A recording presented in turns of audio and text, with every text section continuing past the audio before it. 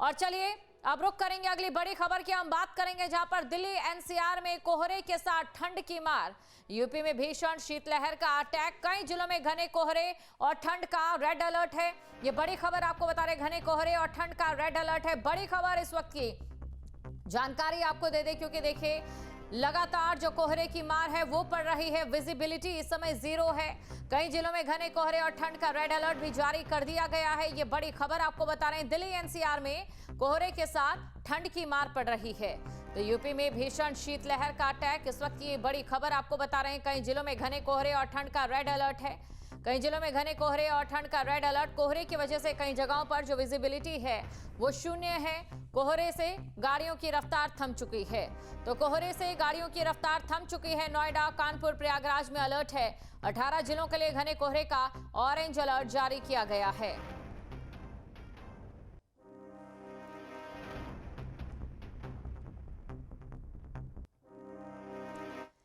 इस समय ठंड को लेकर, शीतलहर को लेकर क्या स्थिति है ये जानना यहां पर जरूरी हो जाता है। तो चलिए आपको बता दें, जहां दिल्ली एनसीआर की अगर हम बात करें तो यहां पर ट्रिपल अटैक है।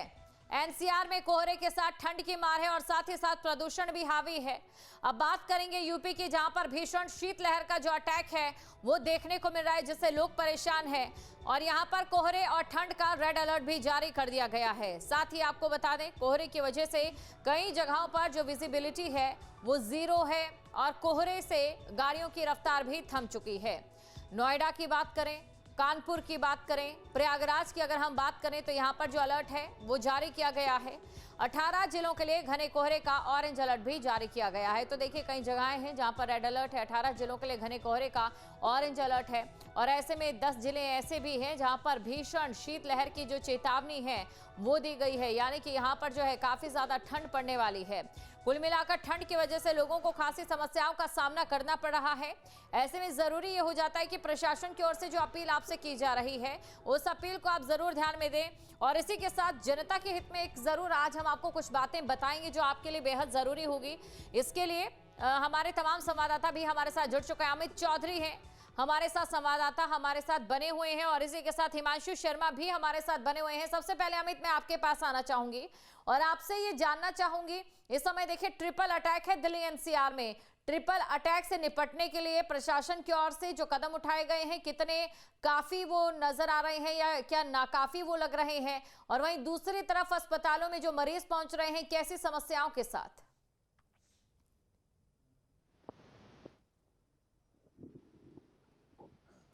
ट्रिपल अटैक के साथ साथ पोल्यूशन की सबसे पहले हम बात कर लेते हैं। पोल्यूशन को 70 दिन से ज़्यादा हो चुके हैं। अक्टूबर के शुरुआत में पोल्यूशन का लेवल बढ़ना शुरू हुआ था दिल्ली एनसीआर में, और अब दिसंबर की भी 23 तारीख हो चुकी है। लगातार 70 दिन से ज़्यादा से लोग पोल्यूशन से लड़ रहे हैं और ये पोल्यूशन लोगों की सेहत पर काफ़ी बुरा प्रभाव डाल रहा है। इस दौरान कई बार हमारी डॉक्टरों से बात हुई, कई अस्पतालों के सीएमएस से बातचीत हुई, तो उन लोगों का साफ तौर पर कहना था कि इस मौसम में, सर्दी के मौसम में जब पोल्यूशन बढ़ता है तो 75% कुल ओपीडी के 75% ऐसे मरीज होते हैं जो केवल सांस से संबंधित या पोल्यूशन की वजह से जो सिम्टम्स उनके अंदर आते हैं, एएनटी के तमाम पेशेंट आते हैं, या आंखों में जलन या गला जो सांस लेने में दिक्कत, इस तरीके की जो समस्या है, ऐसे मरीजों की संख्या कुल ओपीडी की 25% हो जाती है। तो आप खुद समझ सकते हैं कि कितना खतरनाक ये पोल्यूशन है, लोगों की सेहत पर बुरा प्रभाव डालता है। पिछले 4 से 8 दिन की अगर बात करें तो सर्दी लगातार बढ़ती हुई जा रही है और जो कोहरा है उससे भी लोगों को दिक्कतें हो रही हैं। लेकिन आज की अगर बात करें तो आज का दिन थोड़ा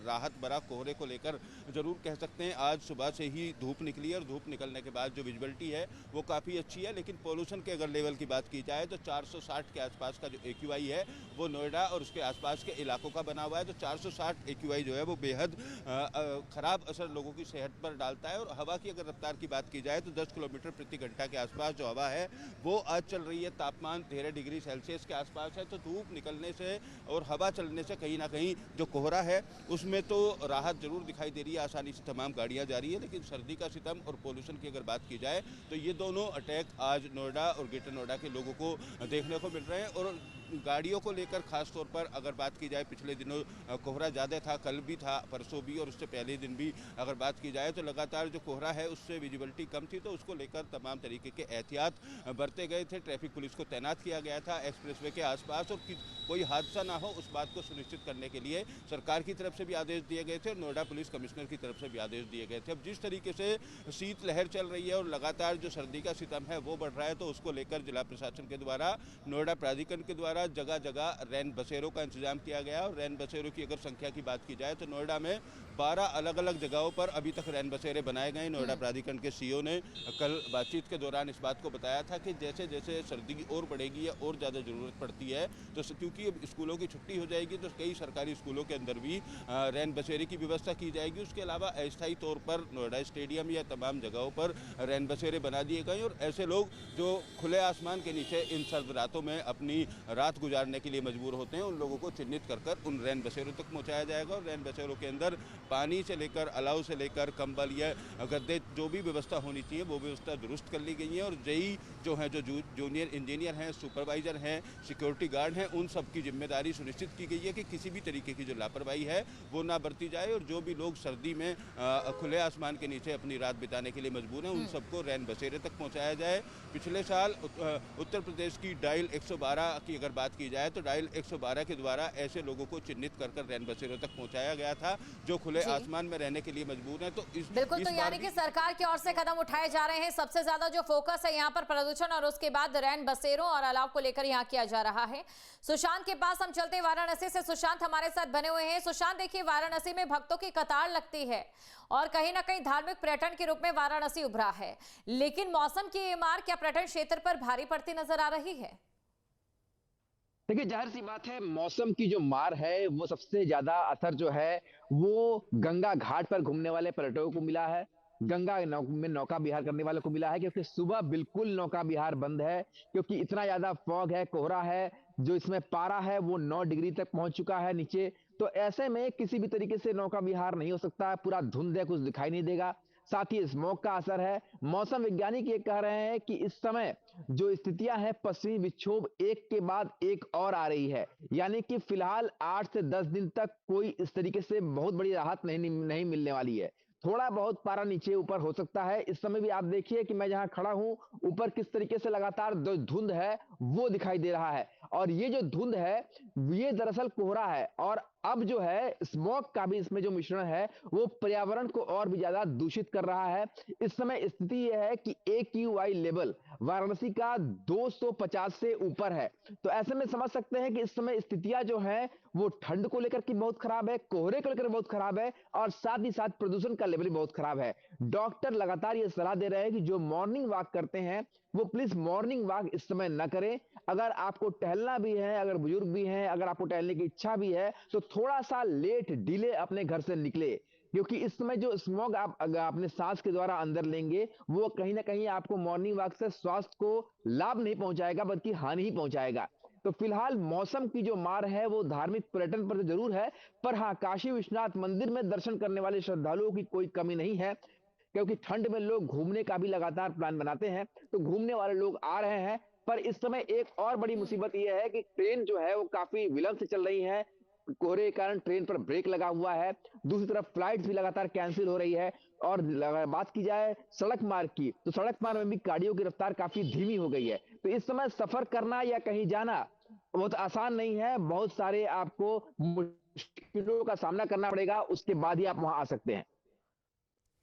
और चलिए अब चलते हैं हिमांशु के पास, गाजियाबाद से हमारे साथ जुड़े हुए हैं। हिमांशु, देखिए एक तरफ कोहरा छाया हुआ है और साथ ही संकट छाया हुआ है परिवहन क्षेत्र में भी, चाहे बात हम हवाई यात्राओं की करें या फिर बात हम सड़क पर चलने वाली बसों या गाड़ियों की करें। इस समय क्या स्थिति नजर आ रही है?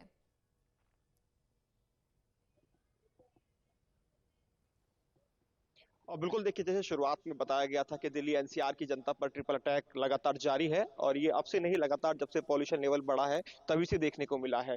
प्री अगर हम विंटर की बात करें तभी से एयर क्वालिटी इंडेक्स लगातार बढ़ा हुआ था। गाजियाबाद का जो आंकड़ा है, मैं अगर आपको बताऊं, सेंट्रल पॉल्यूशन कंट्रोल बोर्ड ने एक लिस्ट जारी की है जिसमें अगर पूरे साल के आंकड़े की हम बात करें तो साल में महज 60 दिन अब तक ऐसे रहे हैं जिसमें येलो जोन के अंदर गाजियाबाद रहा है। इसके अलावा वरना अगर बाकी अगर दिन की बात करें तो सभी में रेड जोन के अंदर गाजियाबाद रहा है और आज डार्क रेड जोन में गाजियाबाद है, यानी एक्वे लेवल 415 दर्ज किया गया है आज सुबह का गाजियाबाद में। वहीं अगर हम कोहरे पर आ जाते हैं तो सुबह के समय कोहरा देखने को मिल रहा है और विजिबिलिटी बेहद कम है। रात के समय ये कोहरा एनएचएआई के जितने भी हाईवे हैं वहां देखने को मिलता है, एक्सप्रेसवे पे देखने को मिलता है। यही वजह है सरकार की तरफ से गाइडलाइन जारी की गई कि वाहनों की रफ्तार को कम कर दिया गया ताकि हादसे ना हो। उसके बावजूद भी तमाम ऐसी जगह हैं जहां पर हादसे हो रहे हैं।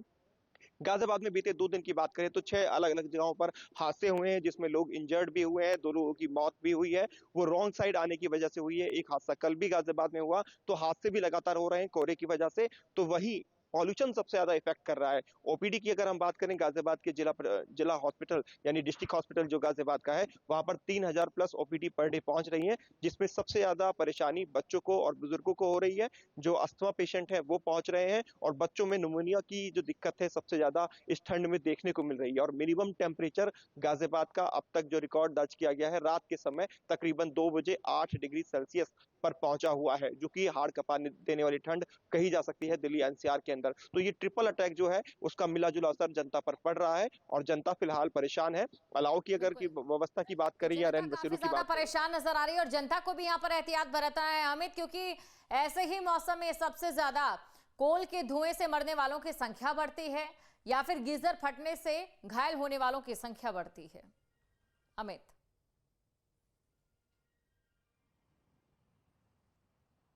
बिल्कुल, देखिए बढ़ती सर्दी में कई लोग ऐसे हैं जो घर के अंदर कमरे के अंदर अंगीठी जला लेते हैं या हीटर चलाकर सोते हैं। तो ऐसे लोगों के लिए भी अगर जिला प्रशासन की बात की जाए तो एडवाइजरी जारी की गई है और एडवाइजरी में साफ तौर पर यह कहा गया है कि किसी तरीके का भी गीजर या कोयले जैसी जो चीज़ें हैं वो घर के अंदर ना जलाई जाएँ।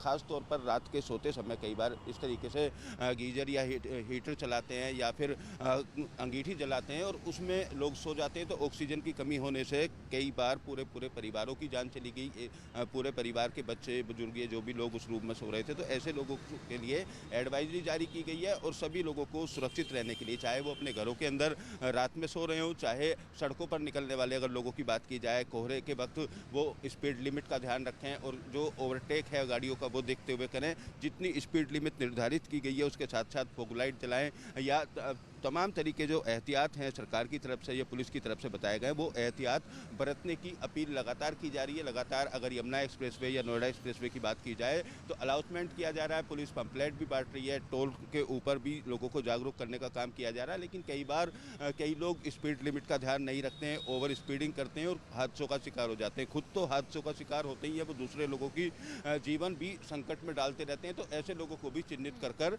उन पर कार्रवाई की जा रही है। लगातार ट्रैफिक पुलिस की अगर टीम की बात की जाए तो ओवर स्पीडिंग को लेकर अपने तमाम जो इक्विपमेंट हैं उनको लेकर नहीं करना है और इसी के साथ आपको बाकी चीजों का भी ध्यान रखना है। घर में अंगीठी जलाई हो तो आप अंगीठी जलाते समय दरवाजे खिड़कियां बंद करके तो कम से कम ना सोए। आप तीनों का शुक्रिया तमाम जानकारी को दर्शकों तक पहुंचाने के लिए।